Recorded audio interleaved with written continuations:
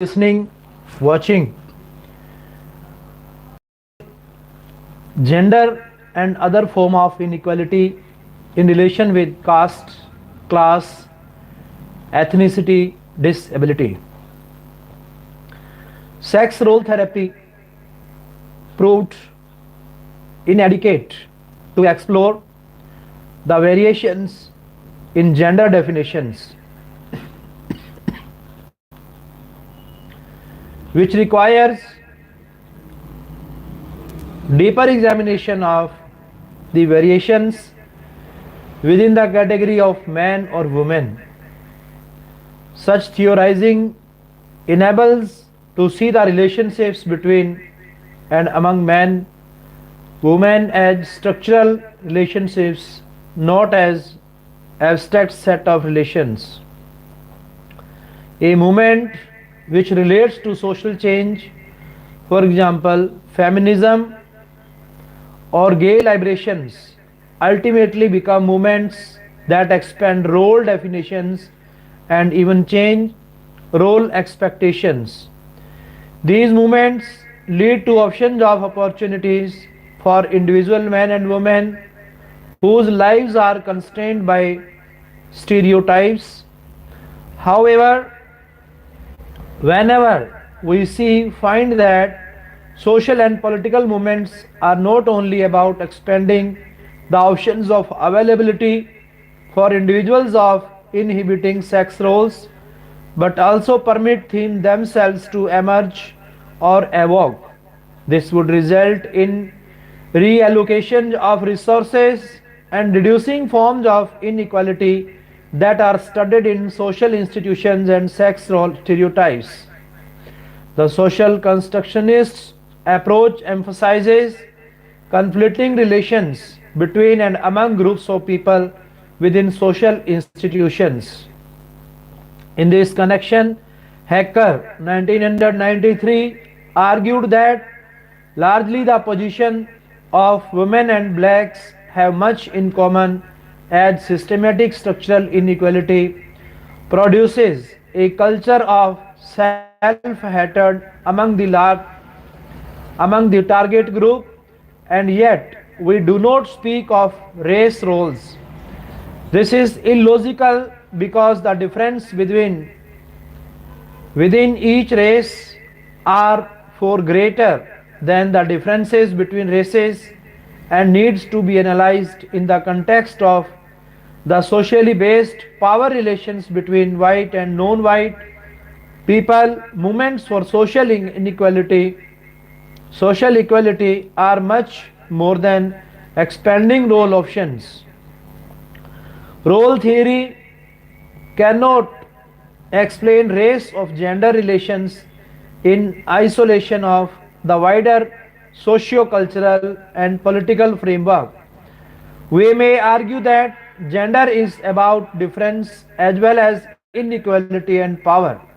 At gender relations level, gender is about the power that men as a group have over women as a group, and it is related to certain men over other men or some women over other women. Gender and power collide and exist together, not because power is the consequences of gender difference, but because power is what produces those gender differences in the first place. However, we hold that gender is an unequal power relation between men and women. Thus, theories of gender need to explain both difference and domination, while other theories explain male dominance as the result of differences. That symmetry breaks down if we try to imply to men. Men always feel themselves to be equally constrained by a system of stereotypic convictions that do not allow them to live a life which they are entitled to. Men as a group are powerful than women, but visualizing single man compared to women, it not so. The feeling of powerlessness is one reason why so many men believe that they are the victims of reverse discrimination. Gender equality in India.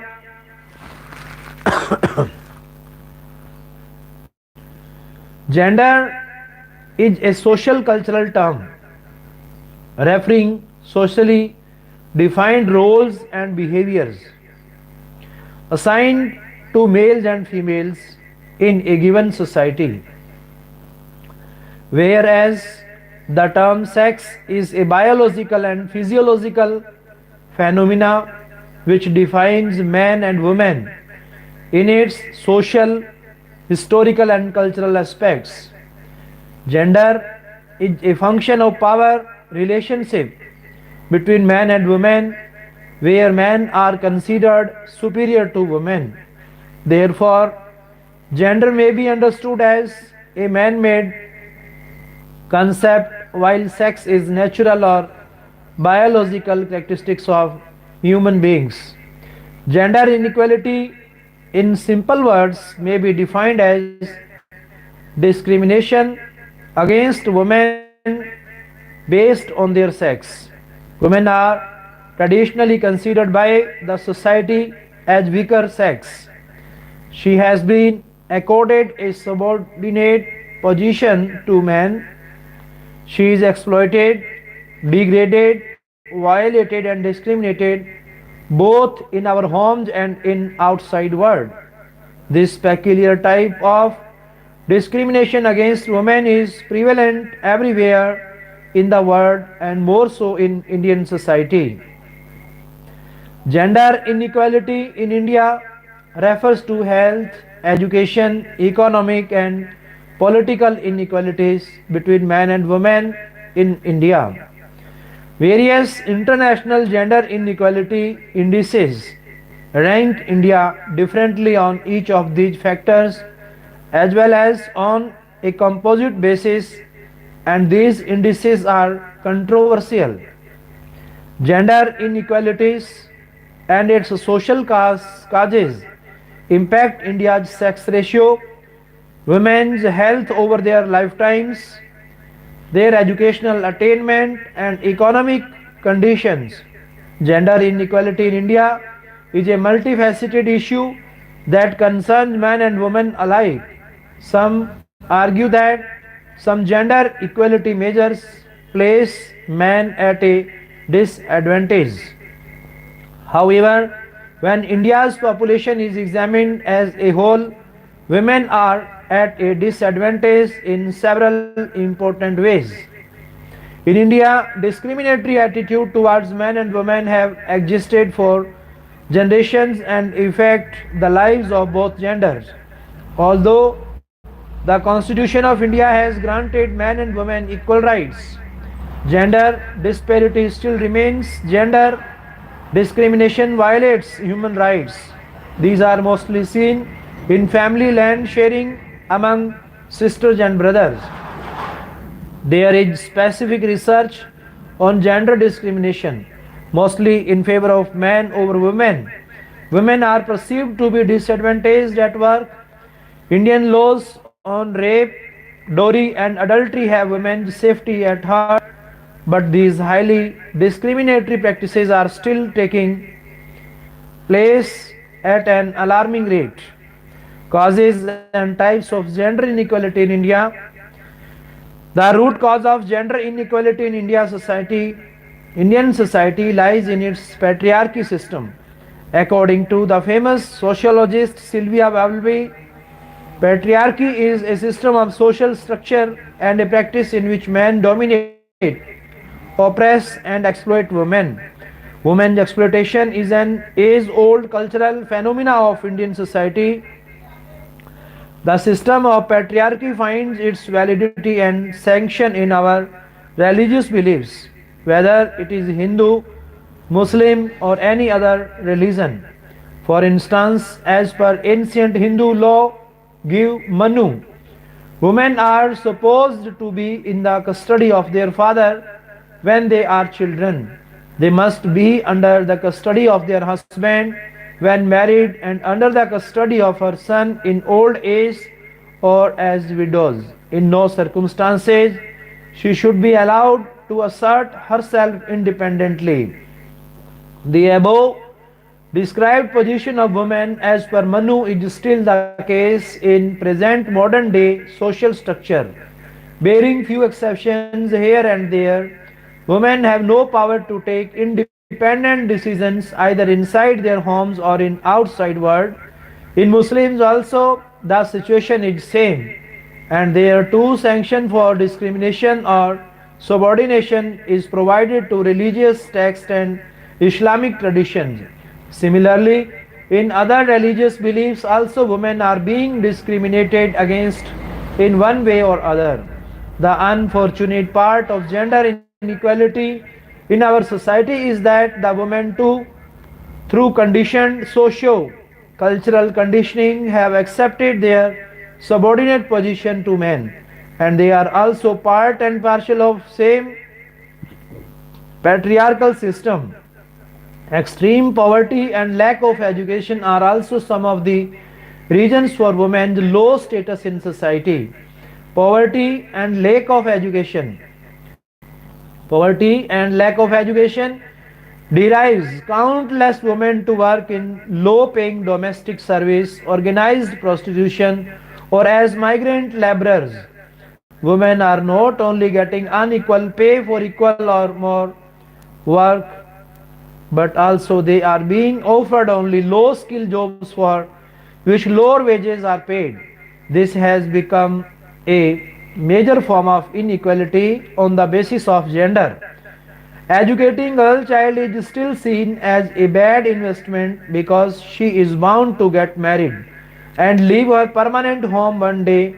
Thus, without having good education, women are found lacking in present days demanding job skills. Whereas each other's high school and plus 2 standard results show that girls are always doing better than boys. This shows that parents are not spending much after plus 2 standard on girl child, and that's why they lack in job market.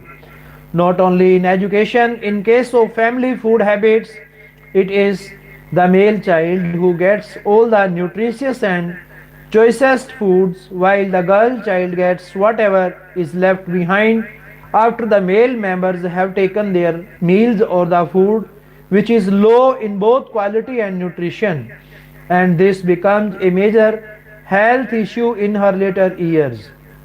One of the main reasons for the high incidences of difficult births and anemia in women is the poor quality of food which a girl always get either in her paternal home or in her in-laws, as also is the excessive workload that they are made to bear from their early childhood. So the inequality or discrimination against women is at various levels in the society, either in home or outside home. Gender inequality in relation with caste. A suffocating patriarchal shadow hangs over the lives of women throughout India from all sections, castes, and classes of society. Women are victim of its repressive, controlling effects. Those subjected to the heaviest burden of discrimination are from the Dalit or scheduled castes, known in less liberal democratic times as the untouchables. The name may have been banned, but pervasive negative attitudes of mind remain, as do the extreme levels of abuse and servitude experienced by Dalit women. They experience multiple levels of discrimination and exploitation, much of which is barbaric, degrading, appallingly violent, and totally inhumane. Women and untouchables.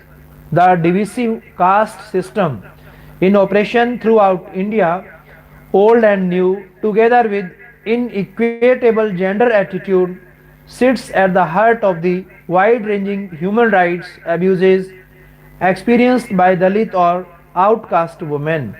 Discriminatory and cruel, inhuman, and degrading treatment of over 165 million people in India has been justified on the basis of caste according to Human Rights Watch. Caste refers to a traditional Hindu model of social stratification which defines people by descent and occupation. It is defined as a system of graded inequality in which castes are arranged according to an ascending scale of reverence and a descending scale of contempt. That is, as you go up the caste system, the power and status of a caste group increases, and as you go down the scale, the degree of contempt for the caste increases. As these castes have no power, are of no are of low status, and are regarded as dirty and polluting. Hence the term untouchable, despite what Nevi Pillay, United Nations High Commissioner for Human Rights, states as India's far-reaching constitutional guarantees and laws which prohibit caste-based discrimination. Dalit women are the victims of a collision of deep-rooted gender and caste discrimination, resulting in wide-ranging exploitation. They are oppressed by the broader Indian society. Men from their own community and also their own husband and male members in the family.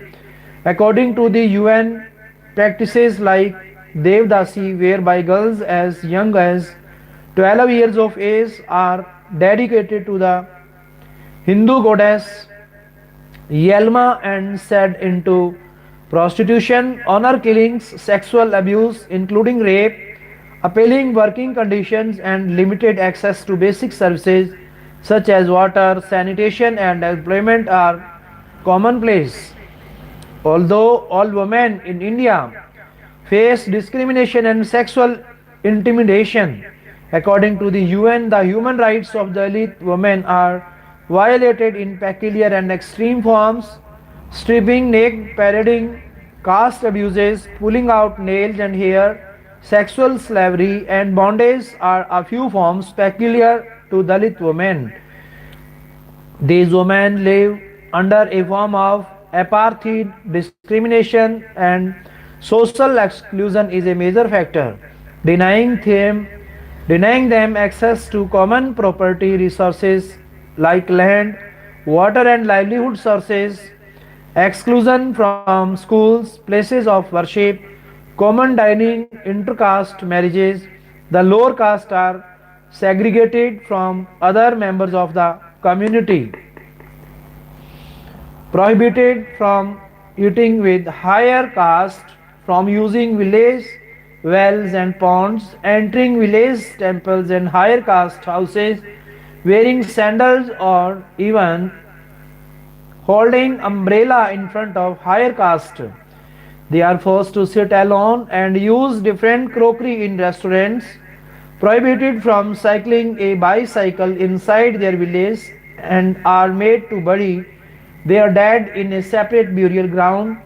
They frequently face eviction from their land by higher dominant castes, forcing them to live on the outskirts of villages, often on barren land.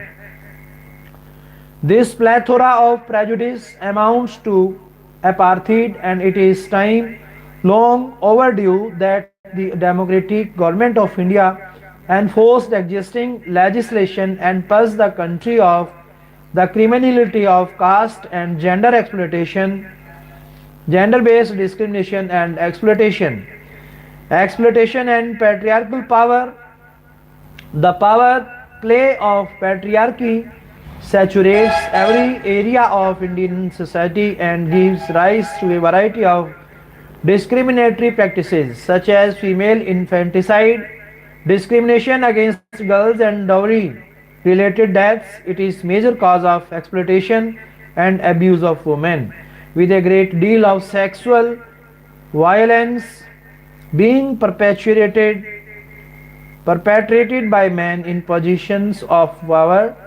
These range from higher caste men violating lower caste women, specifically Dalits, policemen mistreating women from poor households, and military men abusing Dalit and Adivasi women in insurgency states such as Kashmir, Chhattisgarh, Jharkhand, Odisha, and Manipur. Security personnel are protected by the widely criticized Armed Forces of Special Powers Act, which grants impunity to police and members of the military carrying out criminal acts of rape and indeed murder. It was promulgated by the British in 1942 as an emergency measure to suppress the Quit India movement. It is an injustice, it is an unjust law which needs abolishing. In December 2012, the heinous gang rape and mutilation of a 23-year-old paramedical student in New Delhi who subsequently died from her injuries generated worldwide media attention, throwing a momentary spotlight on the dangers, oppression, and appalling treatment women in India face every day. Rape is endemic in country. According to India's National Crime Records Bureau (NCRB), registered rape cases increased by almost 900% over the last 40 years to 24,206 incidents in 2011, with most cases of rape going unreported and many being dismissed by police. The true figure could be 10 times this. The women most at risk of abuse are Dalits. The NCRB estimates that more than 4 Dalit women are raped every day in India. A study reveals that the majority of Dalit women report having faced one or more incidents of verbal abuse, 62.4%, physical assault 54.8%, sexual harassment and assaults 46.8%, domestic violence 43.0%, and rape 23.2%. They are subjected to rape, molestation, kidnapping, abduction, homicide, physical and mental torture, immortal traffic, and sexual abuse. The UN found that large numbers were obstructed from seeking justice. In 17% of instances of violence, including rape, victims were obstructed from reporting the crime by the police. In over 25% of cases, the community stopped women filing complaints, and in over 40% women did not attempt to obtain legal or community remedies for the violence, primarily out of fear of the perpetrators or social dishonor. If sexual violence was revealed, in only 1% of recorded cases were the perpetrated convicted. That follows incidents of violence, the UN found, is a resounding silence. The effect when it comes to Dalit women especially, but not exclusively, is the creation and maintenance of a culture of violence, silence and impunity. The Indian Constitution makes clear the principle of non-discrimination on the basis of caste or gender. It guarantees the right to life and to security of life. Article 46 especially protects Dalits from social injustice and all forms of exploitation. Add to this the important Scheduled Caste and Tribes Prevention of Atrocities Act of 1989, and a well-armed legislative army is formed. However, because of low levels of implementation, the UN states the provisions that protect women's rights have to be considered empty of meaning. It is a familiar Indian story: judicial indifference as well as cost, lack of access to legal representation, endless red tape, and obstructive staff. police corruption and government collusion, plus media indifference causing the major obstacles to injustice and other observations and enforcement of the law. Unlike middle class girls, Dalit rape victims whose members are growing rarely receive the attention of the caste or class conscious urban centric media, whose primary concern is to promote a Bollywood shiny, open for business image of the country. I was in India in January 2014 when a 20-year-old Dalit woman from the Santhal tribal group in West Bengal was gang raped allegedly on the orders of village elders who objected to her relationship, which had been going on in secret for 5 years with a man from a nearby village in the Birdam district. The violent incident occurred when, according to BBC report, the man visited the woman's home with the proposal of marriage. Villagers spotted him and organized a kangaroo court. During the proceedings, the couple were made to sit with hands tied. The headman of the women's village fined the couple 25,000 rupees, 400 US dollars, GBP 240 for the crime of falling in love. The man paid up, but the woman's family were unable to pay. Consequently, the headman and 12 of his cohorts repeatedly raped her. Violence, exploitation, and exclusion are used to keep Dalit women in a position of subordination and to maintain the patriarchal grip on power throughout Indian society. The cities are dangerous places for women, but it is in the countryside where most people live 70% that the greatest levels of abuse occur. Many living in rural areas live in extreme poverty. 800 million people in India live on less than 2.50 dollars a day, with little or no access to health care, poor education, and appalling or non-existent sanitation. It is a world apart from democratic Delhi or westernized Mumbai. Water, electricity, democracy, and the rule of law are yet to reach into the lives of the women in India's villages, which are home. Mahatma Gandhi famously declared to the soul of the country. No surprise then that after 2 decades of economic growth, India finds itself languishing 136 of 186 countries in the gender equally adjusted United Nations Human Development Index. Repressive ideas of gender inequality. Indian society is segregated in multiple ways: caste or class, gender, wealth and poverty, and religion. Entrenched patriarchy and gender divisions, which value boys over girls and keep men and women and boys and girls apart, combined with child marriage to contribute to the creation of a society in which sexual abuse and exploitation of women, particularly Dalit women, is an acceptable part of everyday life. Sociologically and psychologically conditioned into division, school children separate themselves along gender lines. In many areas, women sit on one side of buses, men another. Special women only carriages have been installed on the Delhi and Mumbai metro, introduced to protect women from sexual harassment or eve teasing, as it is colloquially known. Such safety measures, while being welcomed by women and women's group, do not deal with the underlying causes of abuse and in essence may further inflame them. Rape, sexual violence, molestation and harassment are rife, but with the exception perhaps of the Bollywood Mumbai set, sex is a taboo subject. A poll by India Today conducted in 2011 found that 25% of people had no objection to sex before marriage, providing it was not in their family.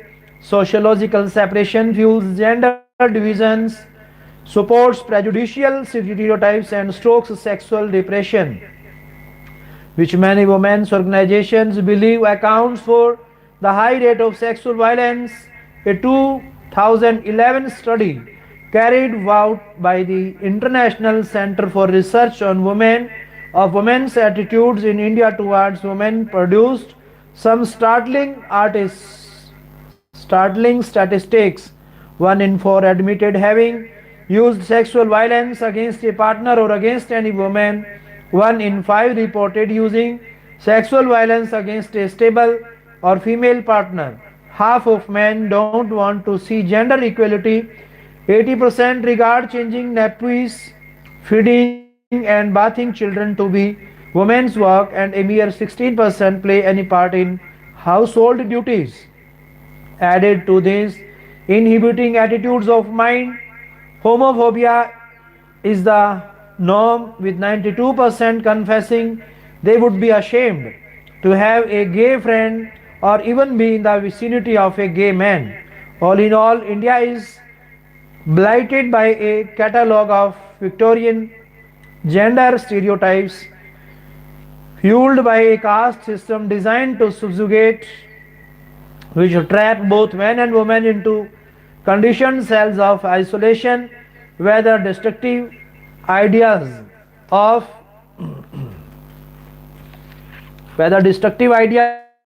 gender are allowed to ferment, causing explosions of sexual violence, exploitation, and abuse. Gender inequality in relation with class.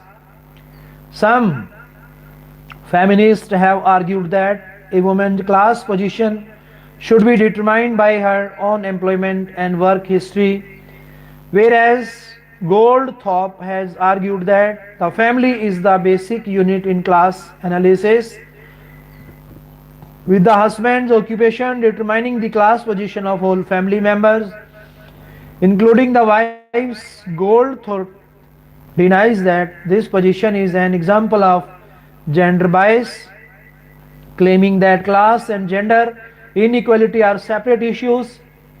This paper argues that gender and class inequality are strongly interconnected by virtue of the importance of the work in child rearing carried out by the wife, mother, and its effective effects on the child's scholastic achievements and life chances. It shows that within family processes are more important than class position in affecting children's scholastic achievements. It further argues that children's family environment are affected by the biographies of both parents. The institutional separation of the family, schooling, the workplace means that there will be great variability in the biographies of parents who are in the same class position by virtue of their occupations. The notion of a single indicator of class position therefore seems inappropriate and too static for the complex institutional relationships involved.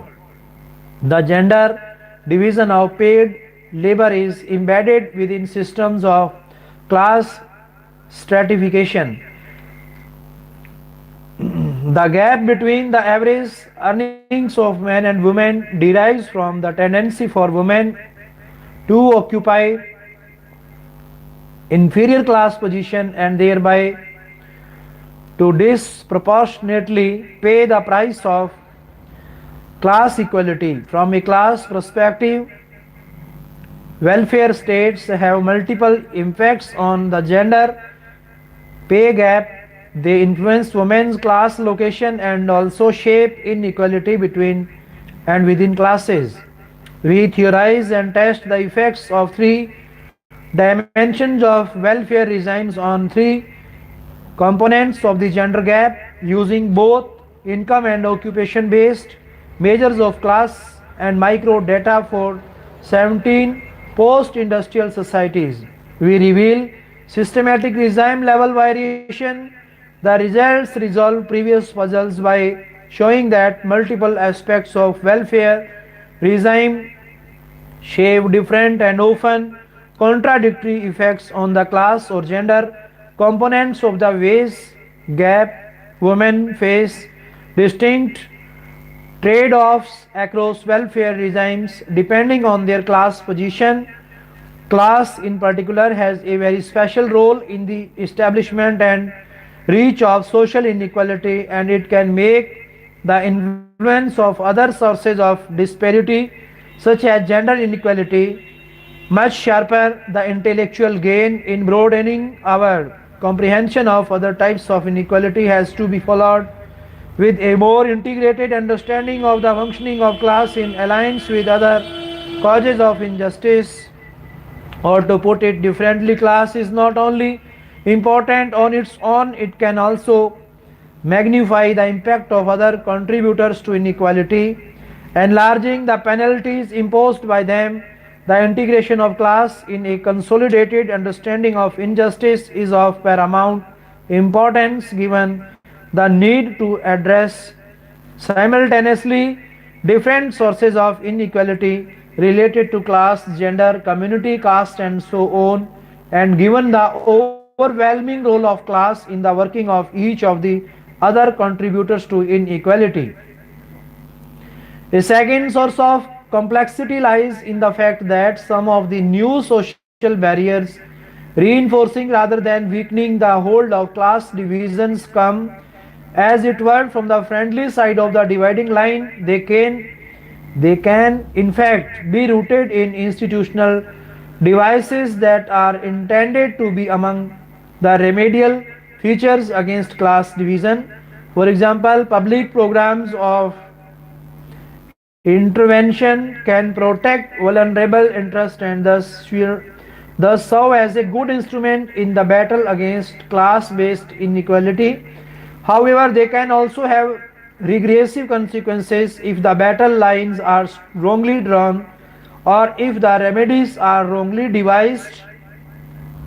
In fact, what the armed forces call friendly fire, whereby an army is hit by its own firing rather than by enemies shelling, is a concept that may have relevance not just in the military spheres but in the social fields as well. The actual impact of supportive public institutions and public policies has to be constantly scrutinized. The operative impact of institutions and programs that have been instituted as anti equality devices requires probing investigation in an open minded rather than in a fixed formulaic way.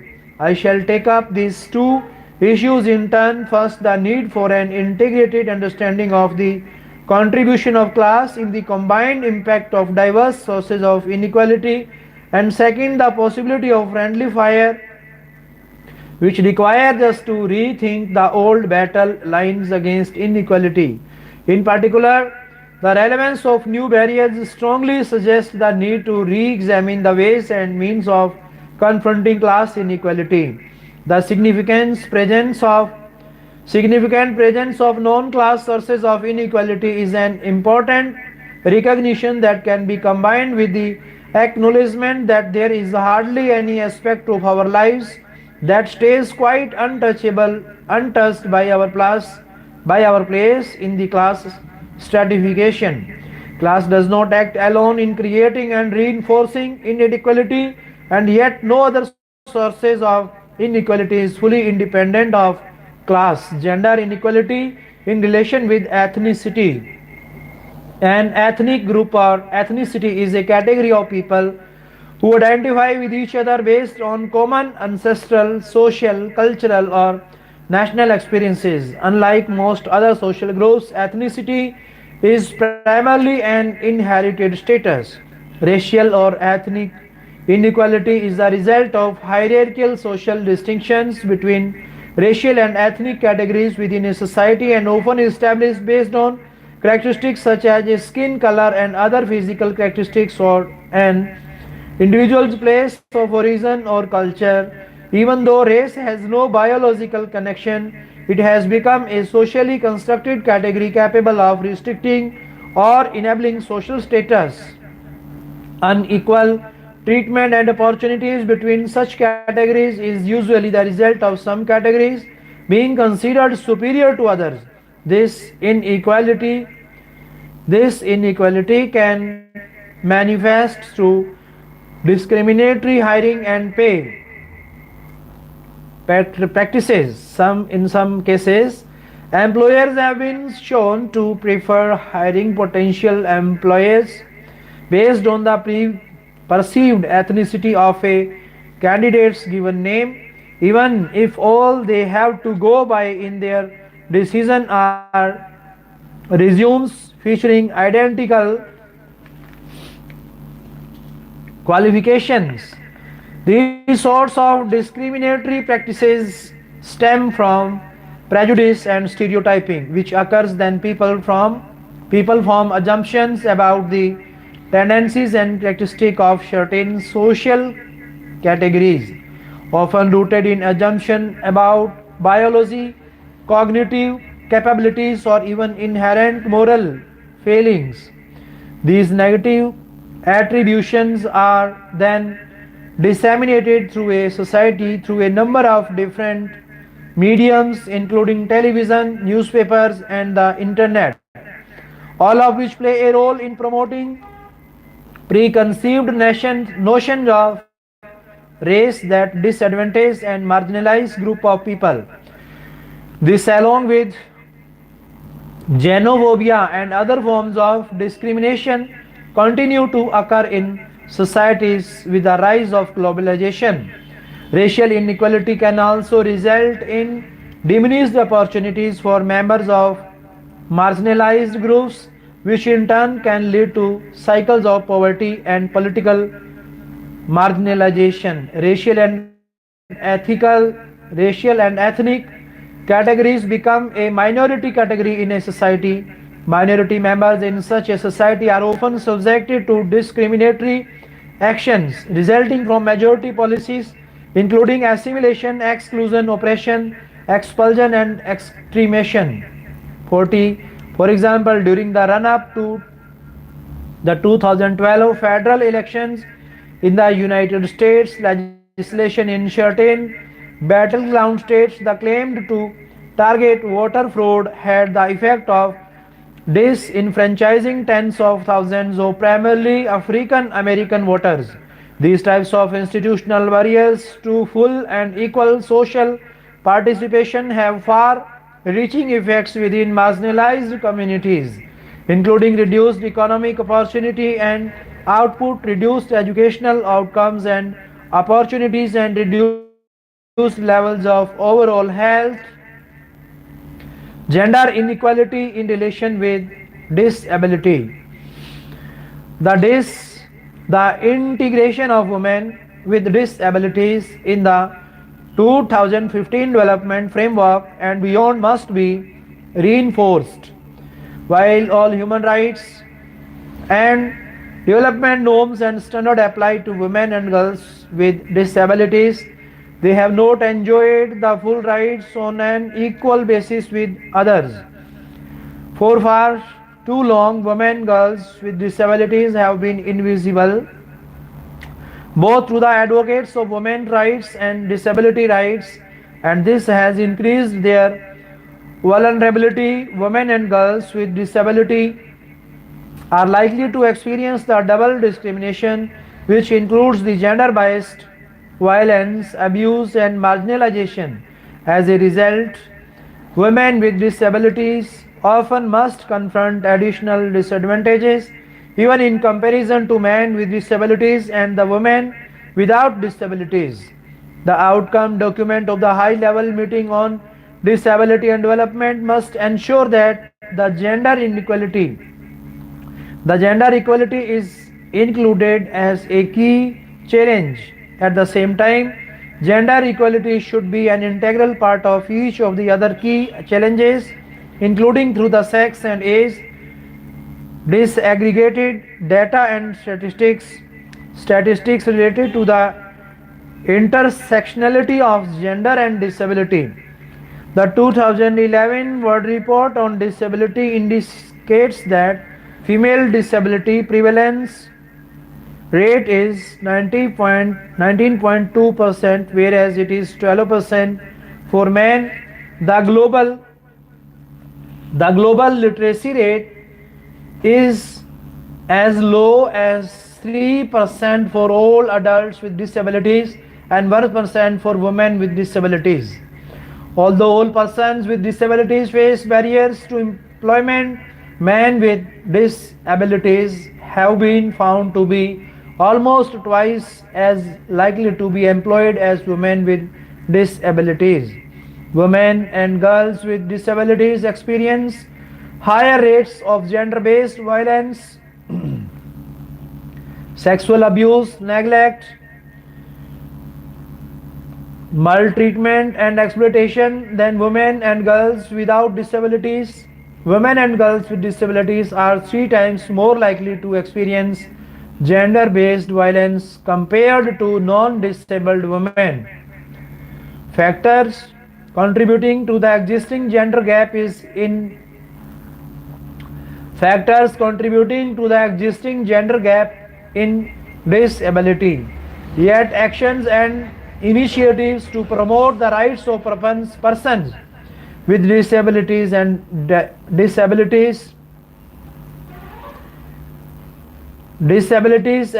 disability inclusive development often do not give adequate attention to the gender gap in disability. Some examples of factors contributing to the existing gender gap in disability includes invisibility of women and girls with disabilities in the work on women, disability rights and development. Double discrimination faced by women and girls with disabilities, often compounded by other factors such as being minorities, indigenous people, refugees, persons living with HIV and AIDS, and older people. Lack of empowerment and capacity development of women and girls with disabilities, including in leadership and their participation in the decision making in political, economic, and social spheres. Gender equality as a key challenge for disability inclusive development. It is vital that gender in it is vital that gender equality should be recognized as a discrete issue, and the gender dimensions of the disability inclusive development should be addressed as well with the following reasons. One is as a result of aging and the longer life expectancy of women, the number of women with disabilities is likely to be higher in many populations than the number of men with disabilities. Many older women who are disabled may lack access to services or support. As life expectancy increases, this challenge will become more evident across more countries. Gender equality and empowerment of women can reduce the female disability prevalence rate because many women become disabled because of gender discriminatory practices, including early and child marriage, early pregnancy, and female genital mutilation. Strategies solely focusing on the disability don't necessarily result in the enhanced gender equality among people with disabilities. Women and girls with disabilities are discriminated differently from men, that are women at higher risk of sexual violence, forced sterilization, forced abortion, and exposure to HIV or AIDS, among others. Thus, targeted intervention will result in more effective and efficient advocacy, including implementation and monitoring of the Convention on the Rights of Persons with Disabilities. Evidence indicates that the greater gender equality in education and employment make a marked contribution to development and economic growth. This is why the MDGs and QCPR has gender equality as a stand-alone goal, as stressed in the Incheon strategy to make the rights real for persons with disabilities in Asia and Pacific. Promotion of gender equality and empowerment of women with disabilities is necessary for the achievement of the disability inclusive and development. To advance the rights of women, to advance the rights of women with disabilities in society and development,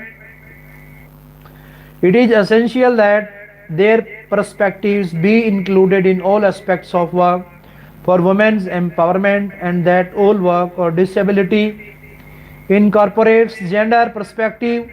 Without the meaningful participation of women with disabilities in the disability dialogue, the goal of nothing about us without us cannot be achieved. The new key challenge promotes gender equality and the empowerment of women and girls as women's human rights, and must address the underlying structural causes of gender inequality. The social report on violence against women, its causes and consequences,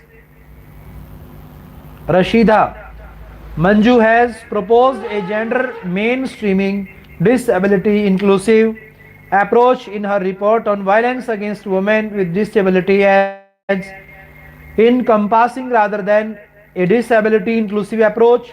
Specific targets to promote the rights of women and girls with disabilities should focus on women with disabilities, increased leadership, recognition, and participation in decisions that affect their lives, increased economic participation and empowerment by ensuring their access to decent work with equitable pay and good working conditions, as well as to land and other assets, ending all forms of violence against women and girls with disabilities, and ensuring their access to justice or survivor services, increased participation in peace, increased participation in peace, security, and in disaster risk reduction, and in humanitarian response, ensuring women and girls with disabilities have the capacity to make choices, including about their sexual and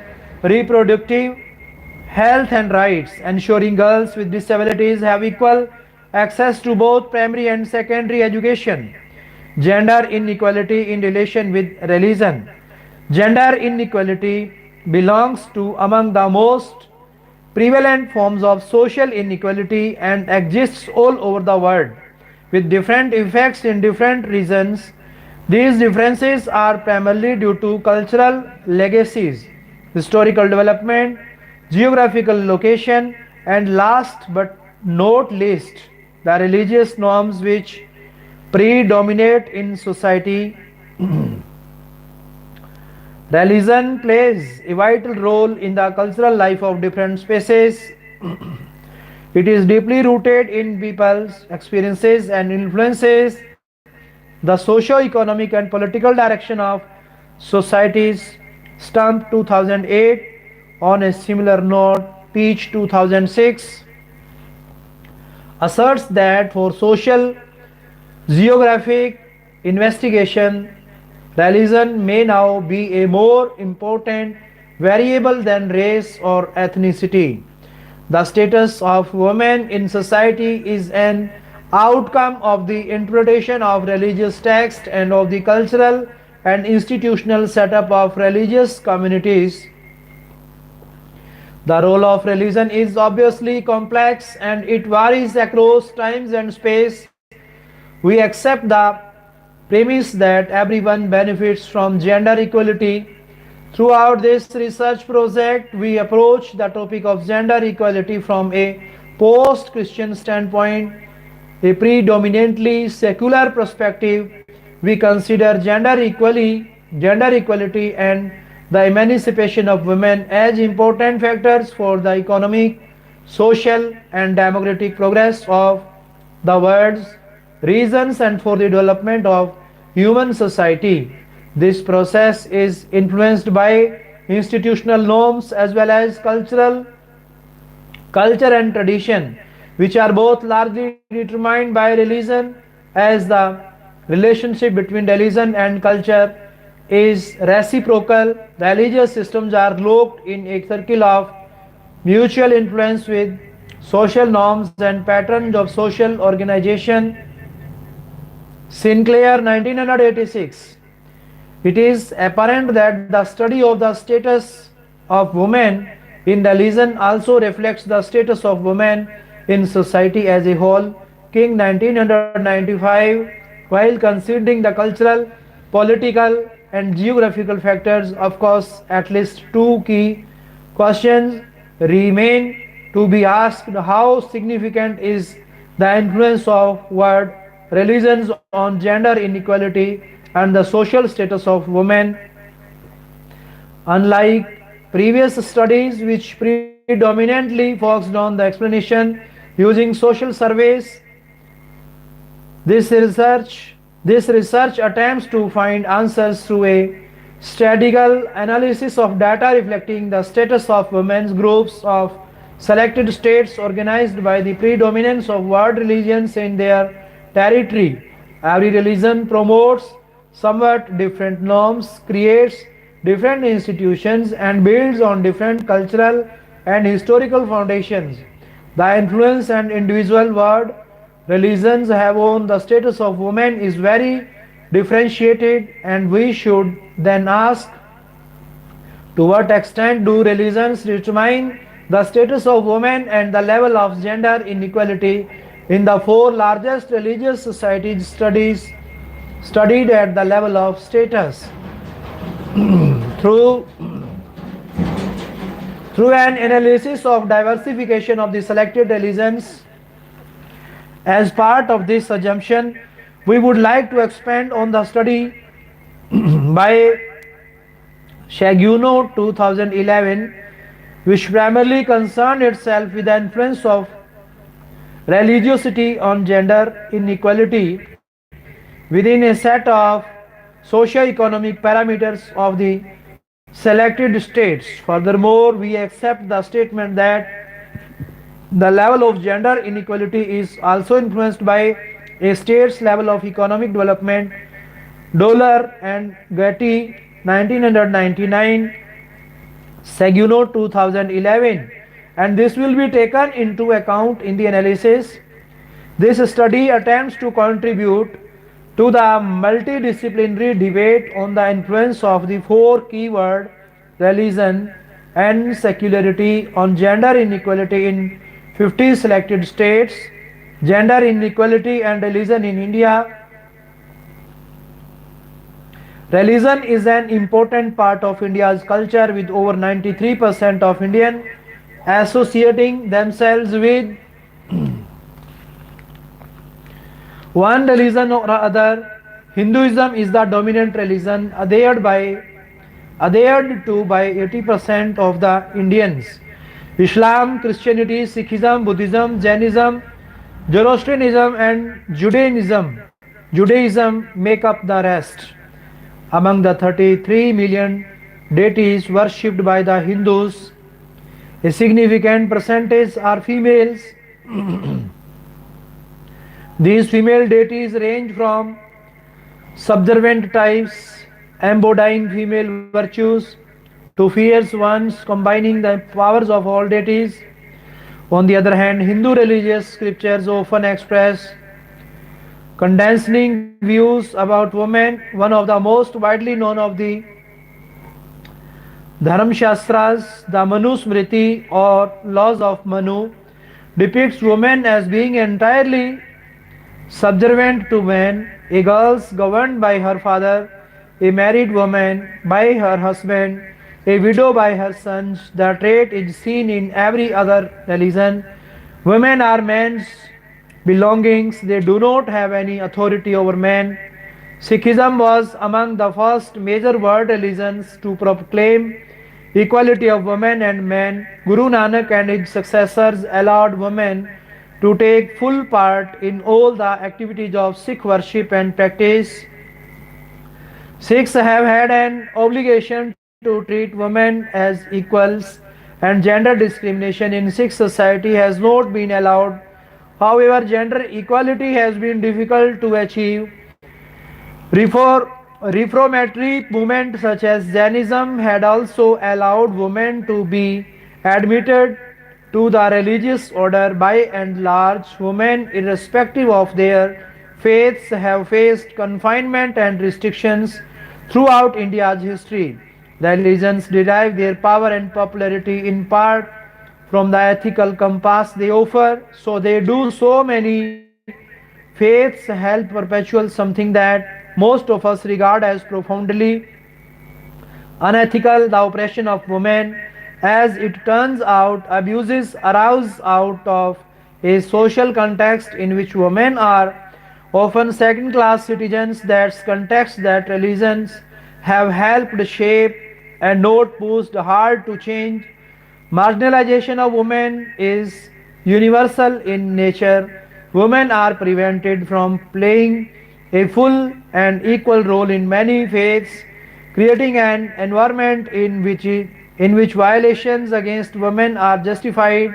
Former US President Carter and noted Jimmy Carter noted in a speech in December 2009 to the Parliament of the World's Religions in Australia, the belief that women are inferior to human beings in the eyes of God. Mr. Carter continued, gives excuses to the brutal husband who beats his wife, the soldier who rapes a woman, the employer who has a lower pay scale for women employees, or parents who decide to abort a female embryo. Mr. Carter Mr. Carter sees religion as one of the basic causes of the violation of women's rights. Religious leaders sanctified existing social structure instead of pushing for justice. Through these practitioners of faith, religious patriarchy work as a vehicle for coercing women to accept gender oppression through the religion in order to maintain the cohesion of the male dominated social system in India. Today, when religious institutions exclude women from their hierarchies and rituals, the inevitable implication is that females are inferior. Subjugation of women belonging to lower caste and other religion is even more severe. During the partition of India, it is estimated that between 75,000 and 100,000 women were kidnapped and raped in the name of religion. Hindus, Muslims, and Sikhs participated in equal force in an over assertion of their identity and a simultaneous humiliation of the other by dishonoring their women. Each community considered women and girls to be the weakest part of the other community and continues to do so even today. The riots of 1984 targeting the Sikh community led to rape and murder of hundreds of Sikh women. That carnage was instigated by then ruling Congress party. The communal riots of Gujarat in 2002 saw the prevalence of rape and sexual torture of Muslim women in hundreds of grotesque nature similar to the Delhi rape incident of December 6, 2012 often. Following the rape and torture, the woman would be set on fire. The leaders of the Hindu right, the political party in power during the riots, fashioned an image of Indian masculinity and aggressive and warrior-like, and even refashioned the images of the gods to support the ideology of domination. Such became the linchpin of their program for youth education. Domination over Hindu women and violence against Muslim women are at the core of the Hindu rights political consciousness. On average, 3 Dalit women are raped daily in some part of the country. While the conviction rate in rape cases is about 26%, it is virtually nil in cases involving Dalit and Muslim women. Modern liberal democracies hold religious liberty with high esteem, and that is protection is nothing the most important functions of the government. These democracies also typically defend as central a wide range of other men, interests, liberties and opportunities. Sometimes, however, the religions do not support these other liberties. Sometimes, indeed, they deny such liberties to classes of people in accordance with a morally irrelevant characteristics such as race or caste or sex in the largest democracy that is India. That is India. Religions run large parts of legal system, and such denials are fundamental determinants of many lives. Although Hindu religion and Indian cultural practice does not strictly dictate the statutes of women, many conservative leaders and gurus continue to hold and espouse deeply misogynistic views publicly. This attitude prevailed in the aftermath of the Delhi rape incident. The interference of religion creates a dilemma for the liberal state. On the one hand, to interfere with the freedom of religious expression is to deeply affect the citizens in an area of intimate self definition and basic liberty. Not to interfere, however, permits other abridgments of self definition and liberty. It is not surprising that, like many modern democracies, India should find herself torn in this area. Its constitution enumerates equality of sexes and non-discrimination of the basis of sex in the list of fundamental rights, alongside commitments to religious liberty and non-discrimination on the basis of religion. India has largely condensed to religious and social forces originating originating from the male dominated upper status of the Hindu society. These these forces have exploited religion to divide people and to perpetuate the class structure. Consequently, everybody outside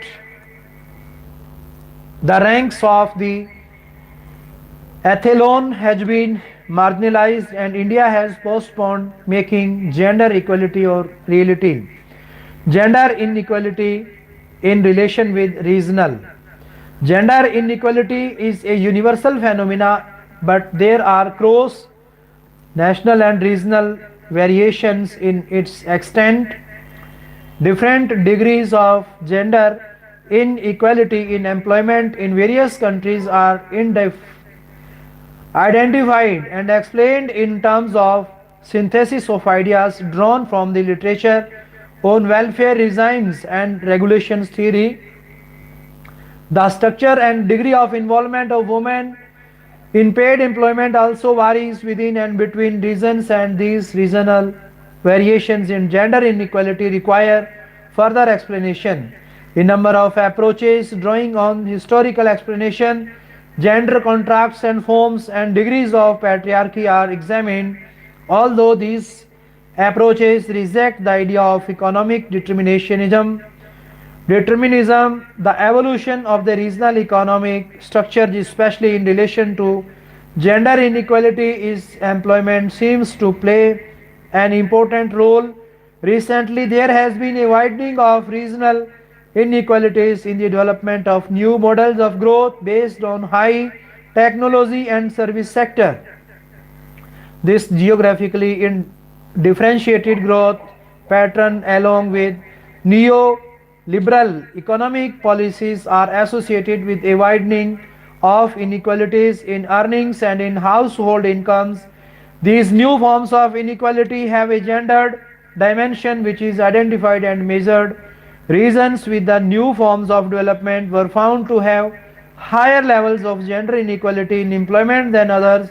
To resolve these problems, new models of development and new forms of social integration at the regional and national levels will be required. Different states and union territories of India, in cooperation with the central government, have initiated a number of region specific programs targeted at women to help reduce gender inequality over the 1989 to 2013 period.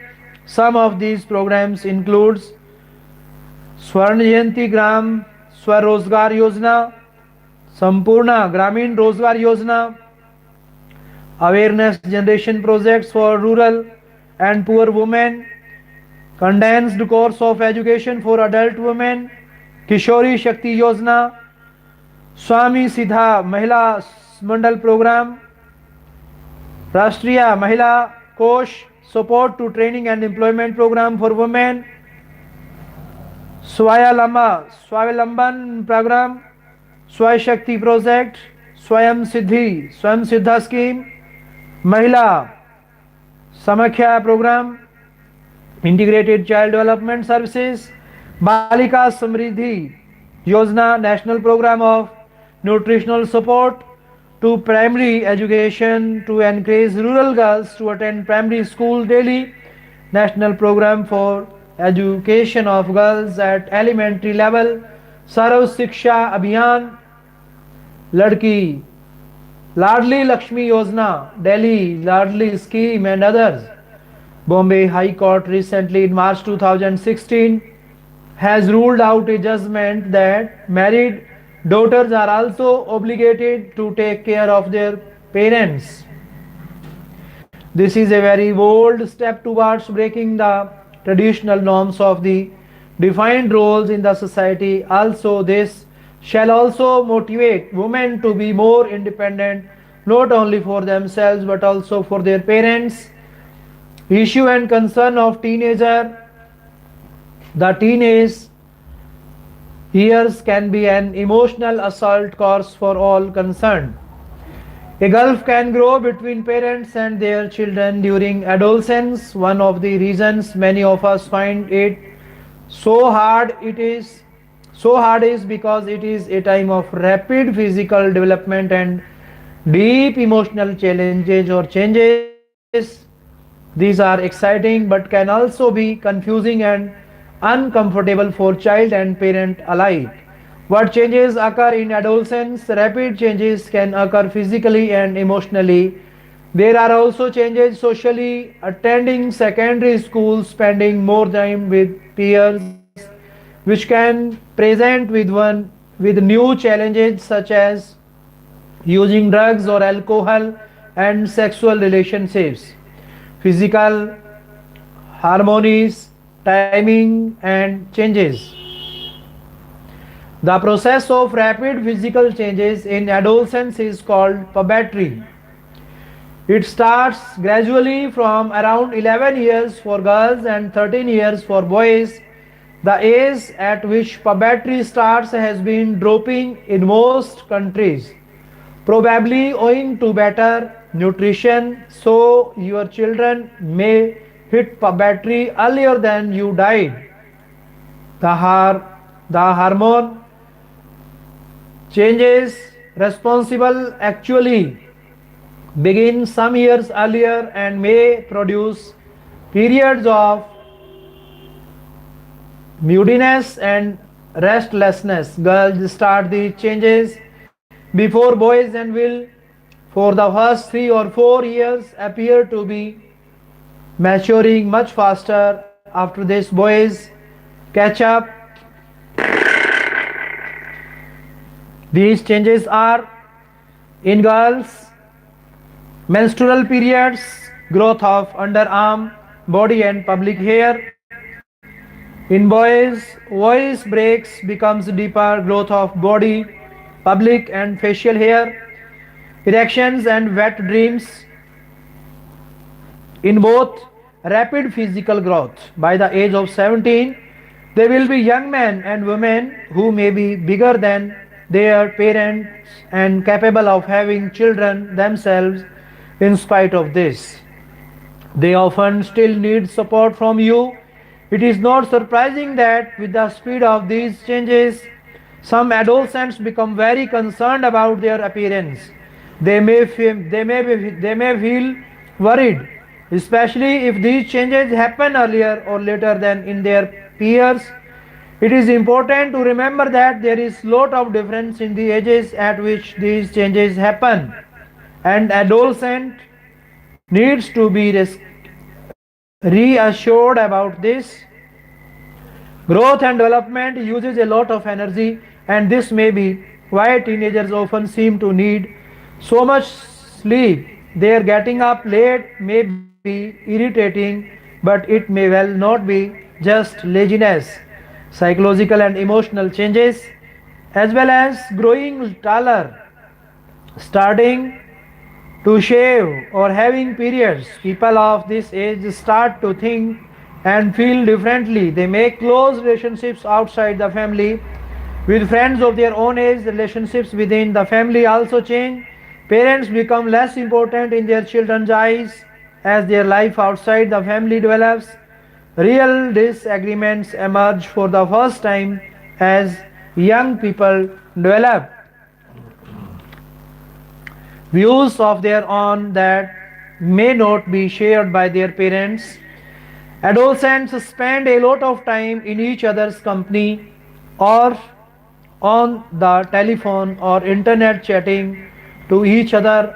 Although this can be irritating to parents, it is an important way of becoming more independent. These friendships are part of learning how to get on with other people and gaining a sense of identity that is distinct from that of the family. Clothes and appearance are a way of expressing solidarity with friends, although teenage children are still more likely to get their values from the family. Adolescence is the time when people start in earnest to learn about the world and to find their place in it. That involves trying out new experiences, some of which may be risky or even dangerous. Young people can crave excitement in a way that most adults find difficult to understand, and exciting activities may be dangerous. Fortunately, most people manage to find their excitement in music, sport, or other activities that involve a lot of energy but little real physical risk. When they do experiment with drink or drugs or smoking, it is usually with friends. If a young person does this alone, they are in much greater danger. Warnings from older adolescents will usually be taken more seriously than those from parents. What kind of difficulties can a young person have? The young person can present with a number of difficulties, some of which are described here. It is important to note that despite the popular myth of difficult teenager, the majority of adolescents do not have significant or severe difficulties. Emotional problems. Overeating, excessive sleepiness and a persistent over concern with appearance may be sign of emotional distress. Anxiety may produce phobias and panic attacks. Research suggests that emotional disorders are often not recognized even by family and friends. At some time, 4 out of 10 adolescents have felt so miserable that they have cried and have wanted to get away from everyone and everything. During their adolescence, more than 1 in 5 teenagers think so little of themselves that life does not seem worth living. In spite of these powerful feelings, depression may not be oblivious. Depression may not be obvious to other people. Dear friends, as you have heard, India is one of the largest democratic country, and its greatest identity is unity in diversity on the basis of caste, color, creed, and language. There is no discrimination on this such basis, but all are treated and accepted equally. Constitutionally, our constitution, which is also a great symbol in the world and as a representative of all the nationalistic constitutions of the world.